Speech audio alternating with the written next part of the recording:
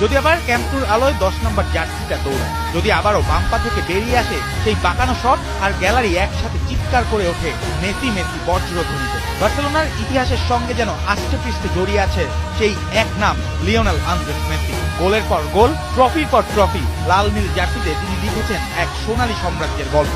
বার্সার হয়ে 10টি লা লিগা, 4টি চ্যাম্পিয়ন্স লিগ, 7টি কোপা দেল রে, আর অসংখ্য স্মরণীয় রান, 792 ক্লাব গোল আর 8টি ব্যালন ডিওর। পরিসংখ্যানই বলে দেয় তিনি শুধু একজন খেলোয়াড় নন, তিনি এক যুগের নাম। কিন্তু 2021 সালের সেই অশ্রুসিক্ত বিদায় যেন আজও অসমাপ্ত। সমর্থকদের সামনে শেষবারের মতো মাঠে নেমে বিদায় জানানোর সুযোগ পাননি আর্জেন্টাইন এই জাদুকর। গত ডিসেম্বরে পুনর্নির্মাণাধীন ক্যাম্প নুতে হঠাৎ উপস্থিত হয়ে আবেগ ছুঁয়ে দেন মেসি। পরে সামাজিক মাধ্যমে লেখেন, আমি এমন এক জায়গায় ফিরেছি যেটাকে আমি হৃদয় দিয়ে মিস করি, আশা করি একদিন আবার ফিরব। এই এক বার্তাতেই যেন কাতালানদের হৃদয় জ্বালিয়ে দেয় নতুন আশার স্ফুলিঙ্গ।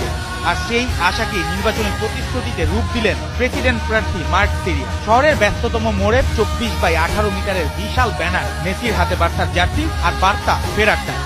অন্যদিকে 2026 বিশ্বকাপ নিয়েও অনিশ্চয়তার ইঙ্গিত দিয়েছেন মেসি। বলেছেন, আমি আশা করি থাকতে পারবো, তবে নিশ্চিত করে বলা কঠিন। সব মিলিয়ে বার্সেলোনার নির্বাচনী লড়াইয়ে এখন সবচেয়ে বড় হেডলাইন মেসির প্রত্যাবর্তন। এটা কি শুধুই ভোটের কৌশল, নাকি সত্যিই শুরু হতে যাচ্ছে ফুটবল ইতিহাসের সবচেয়ে আবেগঘন কামব্যাক?